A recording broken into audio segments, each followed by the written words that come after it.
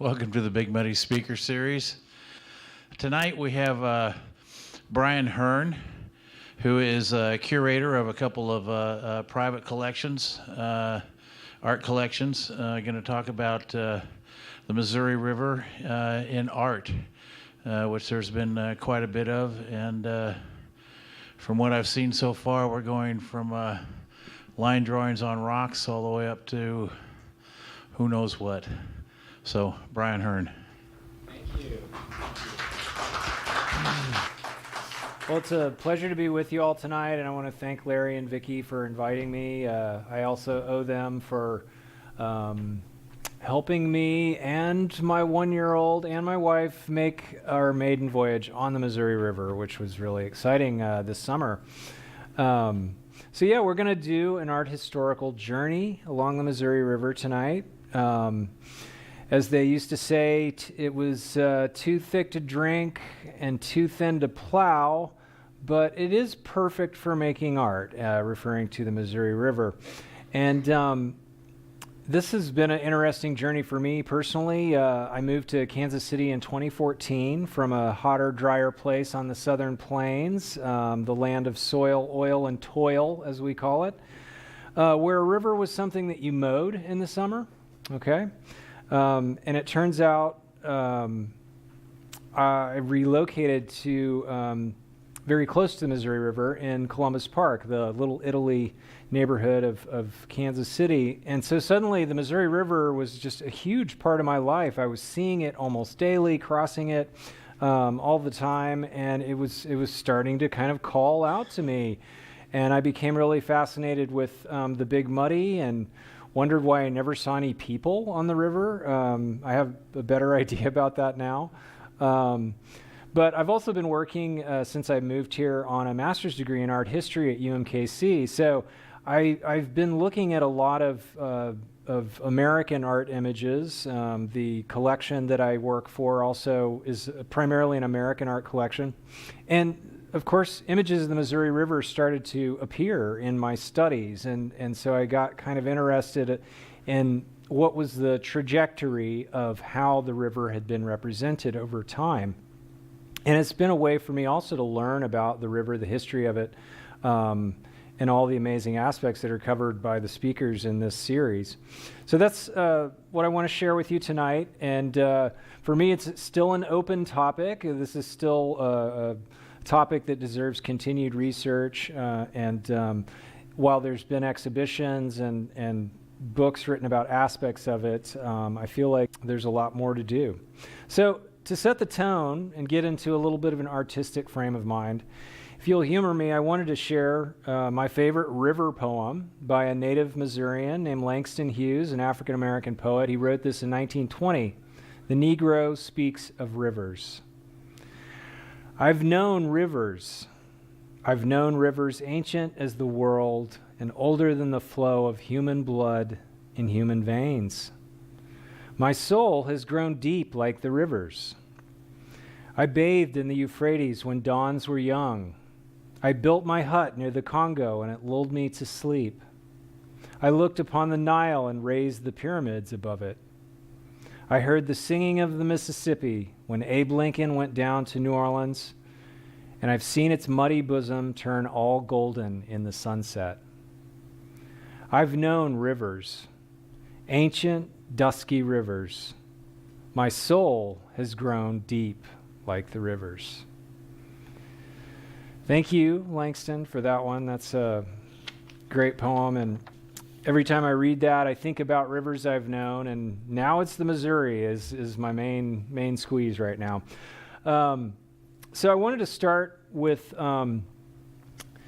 Indigenous artists. That's the first thing I tend to think of in trying to imagine, the ecology of the river before civilization invaded and what it must have been like. And so I in this research, I looked to examples of really ancient indigenous artwork, and petroglyphs came instantly up in my research. And even though we've lost a lot of sites because of the flood control, the Pixlone flood control program after World War II, which of course, dammed so many areas, and we lost a lot of sites that were native villages along there.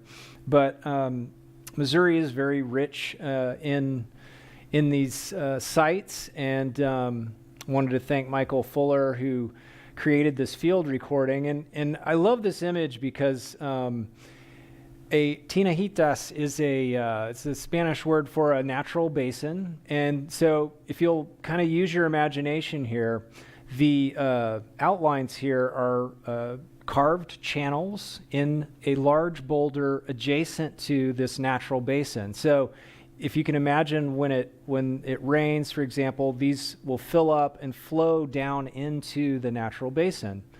And you see the human figure there, which is actually about 17 centimeters, about a foot tall. But, the interpretation of this is somewhat open, but because of this location next to a water basin, which many tribes incidentally considered these sacred sites where water would collect in spring and summer months. But I just love this idea that these sites were made by artists who are really working with their environment and also kind of valuing it as a sacred space as well. And much of what we know about these sites comes from a wonderful book called The Petroglyphs and Pictographs of Missouri. The glyphs being actually carved into the rock, and the pictographs typically using some sort of pigment to apply.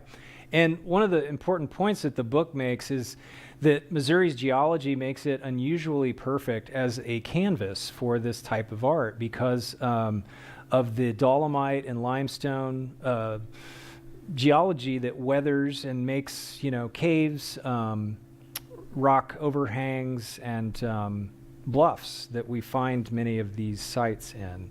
So the idea that Missouri was this very unique canvas for indigenous artists is quite interesting.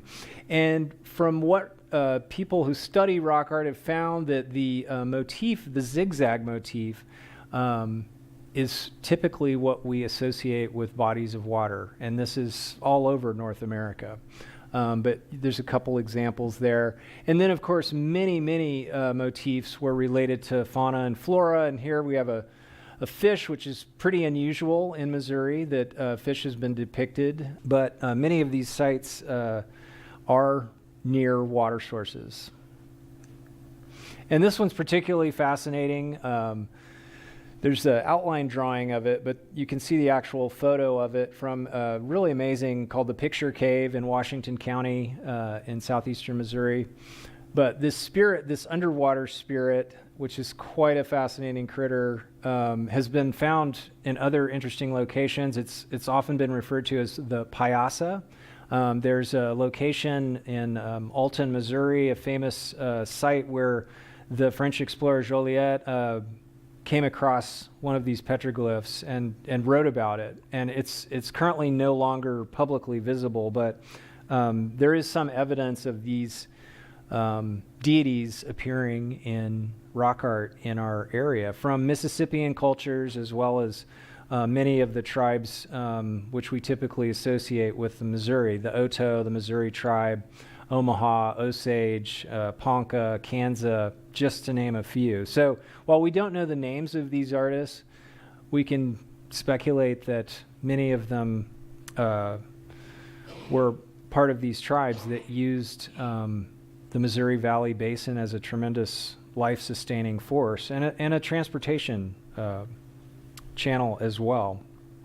I want to jump forward to another fascinating indigenous work called the Sega hide painting, and Sega 2. There's two of these hide paintings.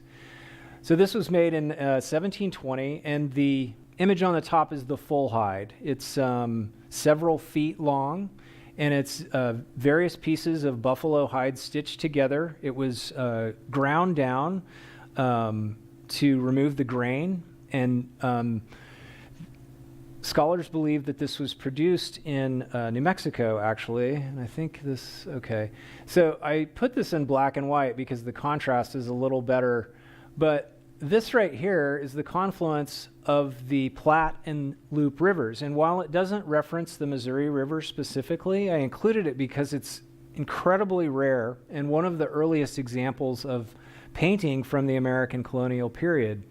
And what we're looking at here is an event that was very well documented from August 13th, 1720, when a Spanish expedition followed a Pawnee route to this area that's currently in Nebraska.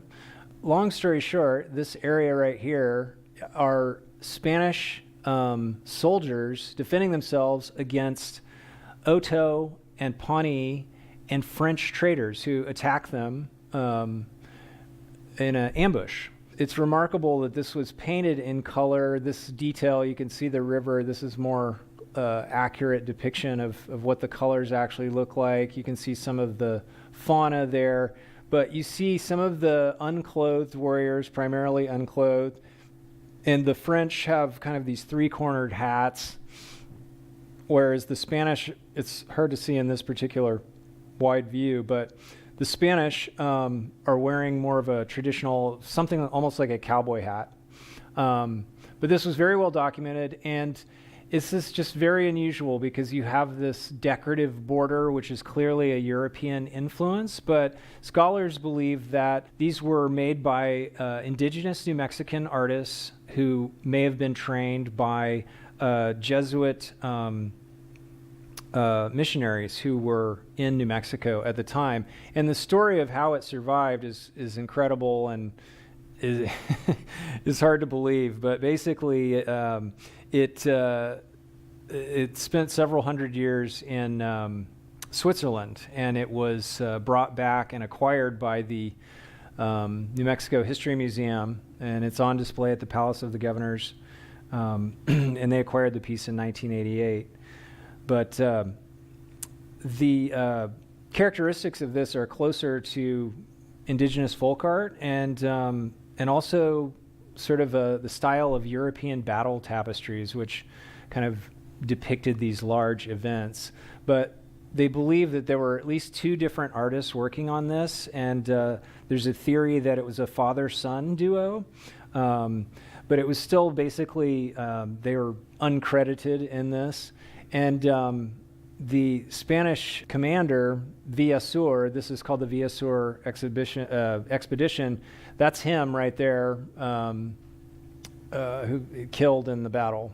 There was quite a bit of accounts of this event, and so and they are conflicting, of course. You know, where there are 200 French traders there, but basically this was a proxy war of European interests who would, you know, enlist different tribes to fight, and the French and Spanish, of course, were competing for the control of the Missouri Valley at this time.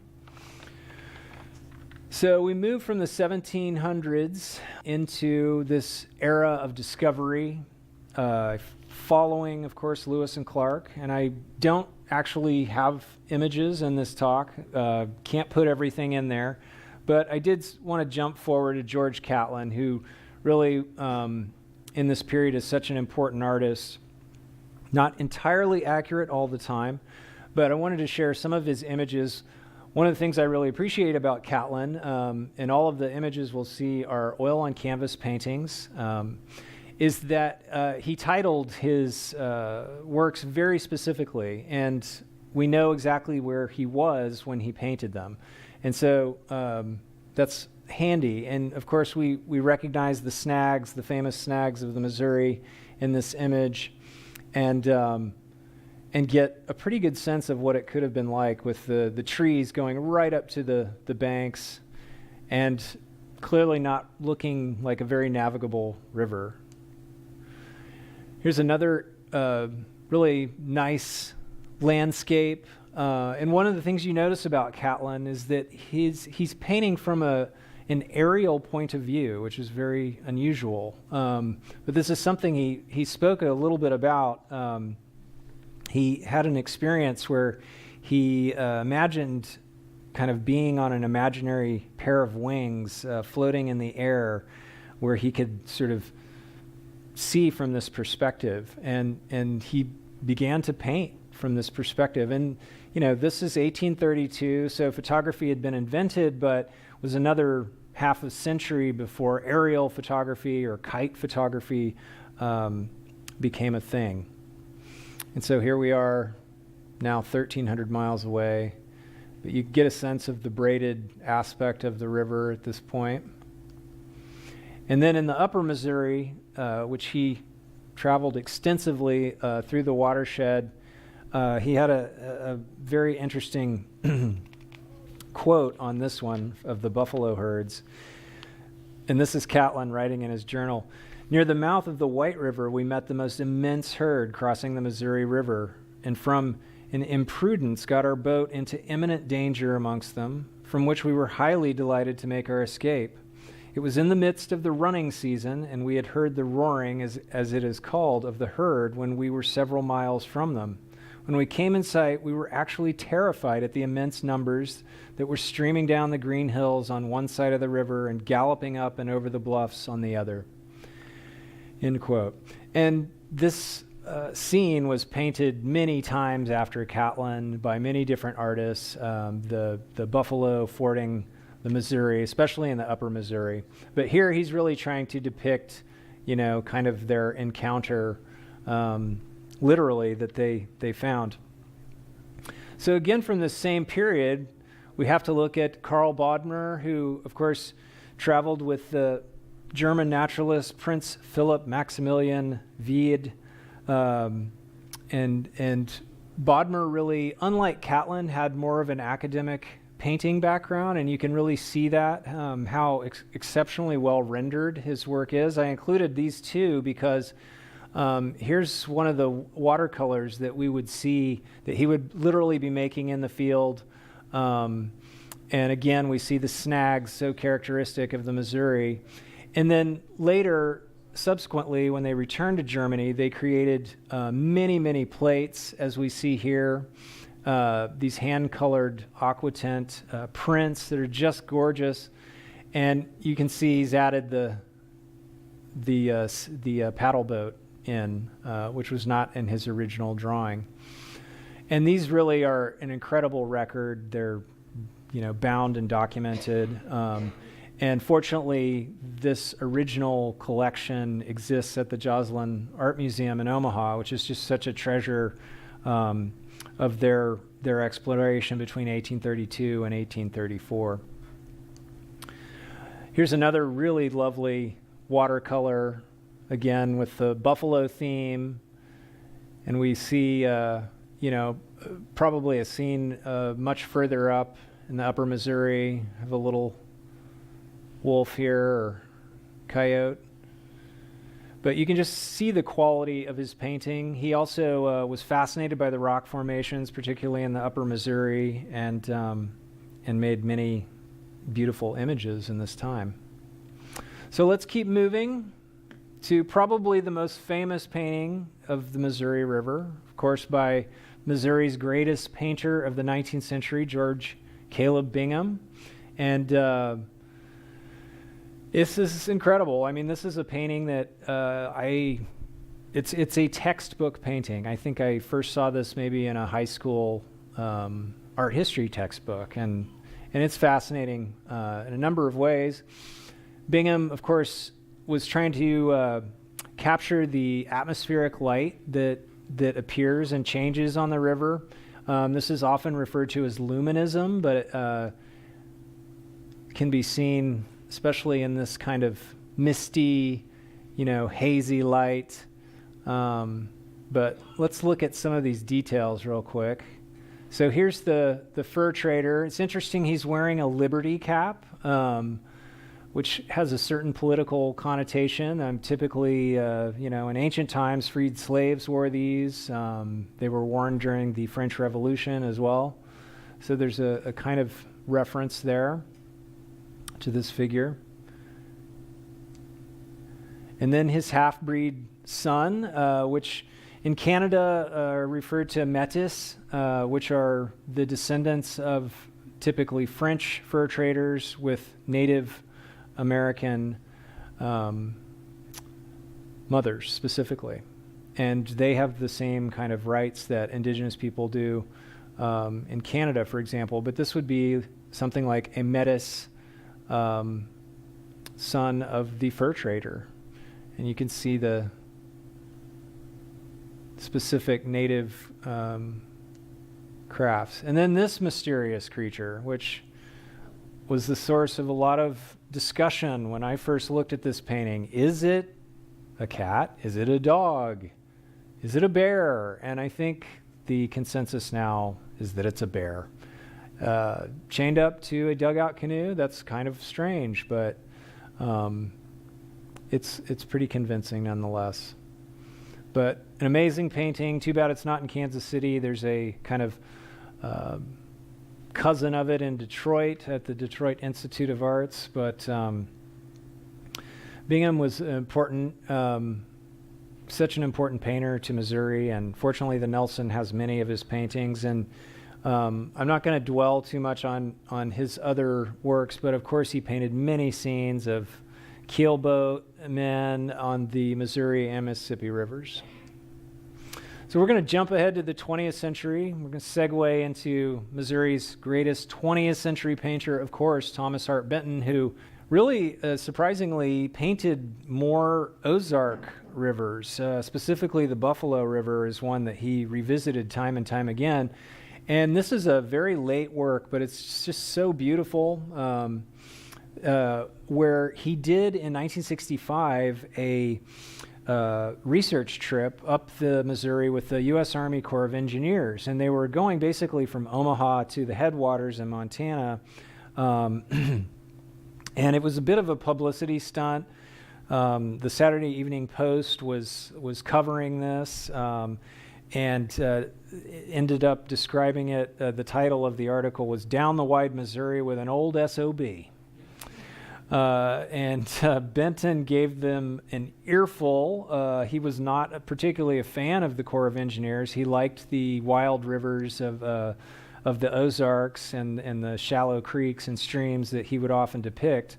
So he was quite critical of what flood control had done as they went up the Missouri. He also railed against abstract art, which was his other favorite thing to complain about. In art historical context, movements like abstract expressionism kind of eclipsed Benton's contribution to 20th century art. So he was not a fan. He really reinforced the importance of representational art and realism. And of course, he's associated with the regionalist movement and really was one of the founders of that, picturing the people and culture of the middle region of the United States, which had other contributors like Grant Wood and John Stuart Curry in the area as well.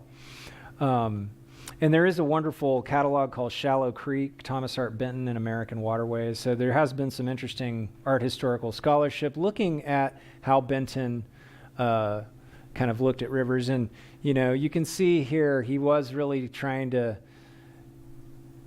get back in touch, get into the spirit of the Lewis and Clark expedition. And you can just barely make out the keel on the keelboat there. But this is just a gorgeous example of his instantly recognizable visual style. And he has a interesting biography called An Artist in America. And I wanted to share a quote that kind of speaks to the influence of this on his life. He says, quote, "There's a high rugged bluff above the Missouri River a few miles from Kansas City. I drive out there when I get bored and sit on that bluff. The river makes a great curve in the valley below, and you can see for miles up and down the running yellow water. Either I am just a slobbery sentimentalist, or there's something to this stuff about your native land. For when I sit above the waters of the Missouri, I feel they belong to me, and I to them." End quote. So he really did love his waterways. And even fought the Corps as they tried to get into his beloved Buffalo River in Arkansas.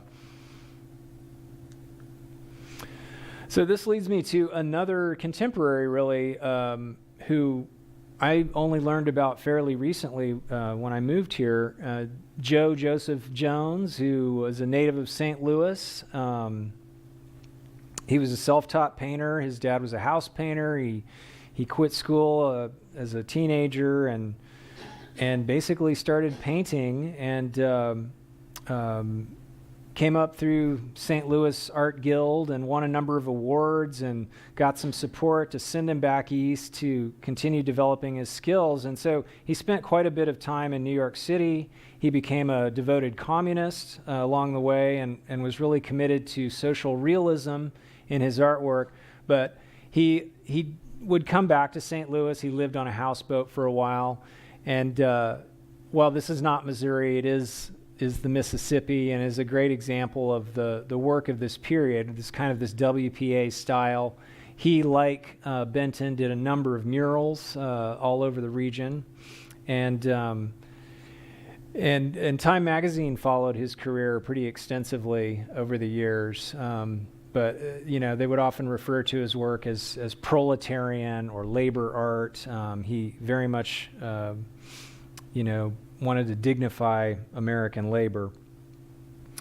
But a very interesting artist, and definitely captures that industrial feel, too, of the period. All right, so we're going to jump forward into very recent times and to contemporary art. And to a piece I absolutely have fallen in love with by Maya Lynn. I'm sure some of you all have seen this at the Nelson Atkins Museum. They commissioned the work in 2013, and it's made of recycled silver. And of course, it is a very accurate topographical representation of the entire span of the river from Montana to the mouth of the Mississippi. And it is actually a positive image. So it is sort of cast. She uses recycled silver from photographic processes. So she's a very committed environmentalist. And she started this river series in 2009 and has been producing these different waterways as diverse as the Yangtze. The art collection I work for actually has one of her works of the Chesapeake Bay, which is much smaller. But this is an enormous work. It's 103 by 180 inches. And the image to the left there is when she was here to commemorate it in 2013. But it's in the long hallway of the block building at the Nelson, and I encourage you to look at it. You can really get close to it as well. Maya Lin, you might know, was also the creator of the Vietnam Veterans Memorial. She was just 21 years old when she designed that very famous monument. But she has a real message also about the importance of water. She says, quote, "Look at how much water this country wastes. Water is a critical discussion point. It's the lifeblood of our cities, and we're wasting our children's future. We have all the tools to solve this problem, and I want people to focus on that," end quote. So she really cares very much about that, and her process, she uses satellite mapping, which explains the detail, but then she really starts drawing it by hand and wants the human hand to be evident in the work. And a hand-drawn process is what she's really committed to. But quite a wonderful piece, and nice to have it in town here. So I have to plug our local exhibition that occurred. We even have an artist in the audience tonight, Lynn Benson, who participated in this wonderful exhibition at the Charlotte Street Foundation and at Healthy Rivers Partnership. And this was organized by the Minister of Information. I'm sure many of you know Don Wilkinson. But he organized this exhibition of artists and scientists to really engage with the Missouri and or Kansas rivers in our community and make what he called an interactive natural resource workshop. And there was a lot of other programming around this. I've just included this one image. There were many artists in this exhibition with very different approaches to art making. But I included this. This is actually a photo manipulation of what Steve actually did. But Steve created this scale model of a Lewis and Clark keelboat and put it in 3 miles upriver from Caw Point and actually floated that thing all the way. And he made it to Caw Point. It was quite a sight to see. So it was really kind of like a performance for him. But he dressed in historically appropriate clothing. He rode that thing, and it's made of cardboard. So how that thing made it a couple miles down the river is remarkable. But that was a very interesting piece, and really got into the history of that. But the artists that worked on this show or exhibited as part of this show were engaging in all kinds of ways with it, conceptually and formally with the shapes of the river. So I had to give a plug to our tributary exhibition. And then I want to close kind of bringing us full circle back to the first people that lived along the rivers. And this is a very interesting public sculpture. This is a 50-foot tall female, obviously Lakota figure. And this is the Artist Laureate of South Dakota, Dale Lamphere, who you can see with the scale model there. And so this is located on a bluff over the Missouri River near Chamberlain, South Dakota. This is right off of Interstate 90. And a South Dakota businessman and his wife commissioned this work. And Dale worked with Lakota and Dakota people to find models. So he found models age 14, 29, and 55 at different ages to kind of perfect the face of the figure, and worked with an incredible team of engineers and professionals. So the image on the right, I mean, the entire thing, including the armature, is stainless steel. So it weighs, I don't know how many tons. It's quite a sight to see. And then the star blanket that she has draped behind her has painted stainless steel diamonds that allow the air to pass through it. So very high winds at this particular location. And so he really had to, kind of like the native artists that we looked at in the first slide, they're really responding to the environment where they are and making work appropriate to that. But I wanted to share a statement from the artist on this. He said, and the title is Dignity. Dignity represents the courage, perseverance, and wisdom of the Lakota and Dakota cultures in South Dakota. My intent is to have the sculpture stand as an enduring symbol of our shared belief that all here are sacred and in a sacred place. My hope is that the sculpture might serve as a symbol of respect and promise for the future. End quote. So we kind of end on a work of public art, which is quite different than some of the things that we've seen. And to wrap this up in conclusion, this is hopelessly incomplete. I admit that as an art historian. I've left many people on the editing floor here. But again, I think I'm sure knowledge can come from our audience about how to fill in these gaps and tell the story of the river. But it's more than just about the specific river. It's about the culture, the material and visual culture that grows up around that body of water and sustains us. I'll leave you with a kind of toast that one of my itinerant preacher ancestors was fond of exclaiming. He used to like to say, "Water internally, water externally, water eternally." Thanks for your attention tonight.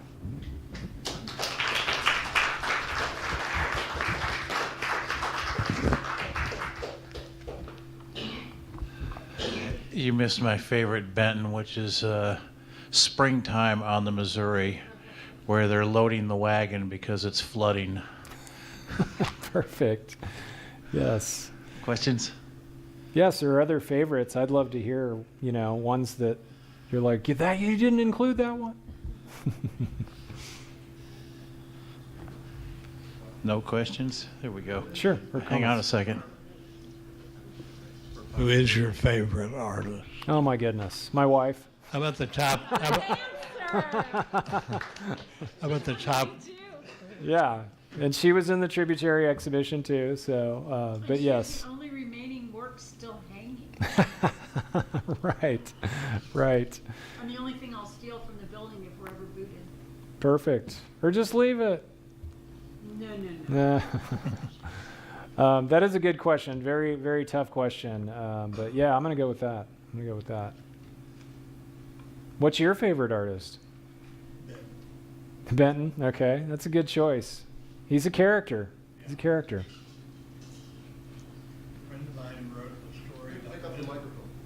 friend of mine wrote a story that appeared in the Kansas City Voices magazine about living with him for about 5 years as a maid, and it was most interesting. My goodness. I can only imagine. And I wondered if Lynn would be willing to talk about her work, which is very river-centric. Can you share some of what you've been up to? Or what you had in Tributary? What I had in Tributary is representative of a lot of what I do, which, like Maya Lynn's, is from a satellite view, basically. I am forever mesmerized by the lines that the rivers make. When you are looking from that viewpoint, it's like a modern version of landscape that used to be so easy to access. So now we can see these places that, you used to be able to just, be up on a bluff and see them at the most, but now you've got not only airplanes, but satellite version of a Missouri River. So what I had in that show was a series that's actually ongoing called Drops in Petri Dishes. And it's a little bit hard to explain, but they are drops. Think of a disc shape that's maybe 3 inches across, that is a translucent acrylic material, and on the bottom is a drawing/painting of, in each case, a separate place in the world where water meets land. And they're colored and are then each in a petri dish, as if you are finding a drop and a pretend water drop. But all of our water comes from somewhere else, again and again. So it's a bit of a fantasy at the same time that it's artwork and science and just. And there's a beautiful color element, as I recall, in those too. Thank you. Yes, intentionally. I'm really bouncing back and forth in all of what I do between my own just fun and play and color and the intent to draw attention first. And then underneath it, there is a lot of concern for what's happening with our water worldwide. So as you get deeper into what each of those drops is, or in some of my other bodies of work, what is the story behind what you're seeing? I'm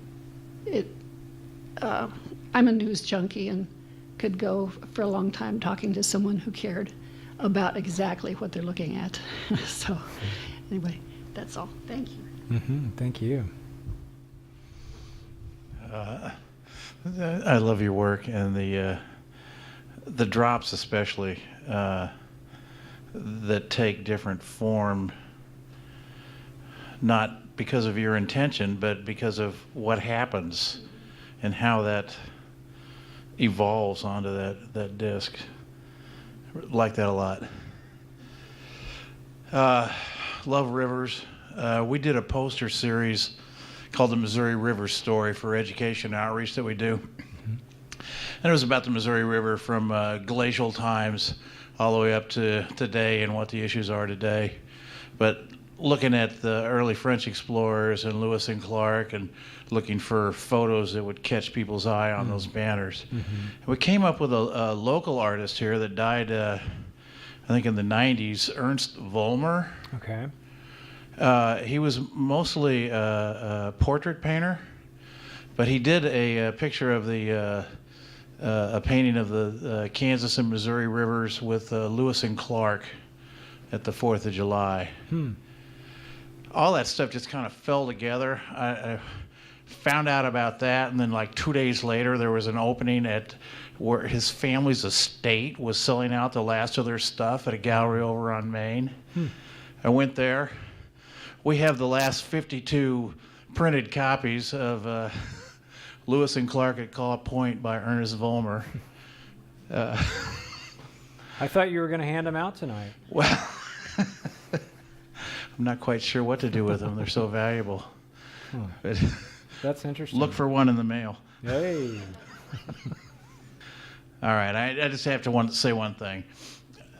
That's the Bear Coalition saying that those are bears. That's a bear. It's actually a cat. Any cat can tell you that that's a cat. This is one of the great debates of 19th century art history. They do. Young ones might have a little bit of a pointy ear, but that is obviously a cat. You can tell by the shoulders. So, the little known fact that cats are the main explorers of the world. There were cats with Lewis and Clark. There were cats with Leif Erikson. A thing I found out the other day, the first transatlantic flight across the Atlantic, 10 million pound reward. 2 English pilots did it, but Lucky Jim and Sparkles were the cats that went with them. Everybody should see that that's a moralistic variation of a mountain lion. There you go. Panther. Or maybe it's a bear cat. Or a man bear cub. So. Yeah, a great painting. And that is one that we have on our banners. Definitely. It's fantastic. Well, thank you all. Thanks, Have a good Brian. night.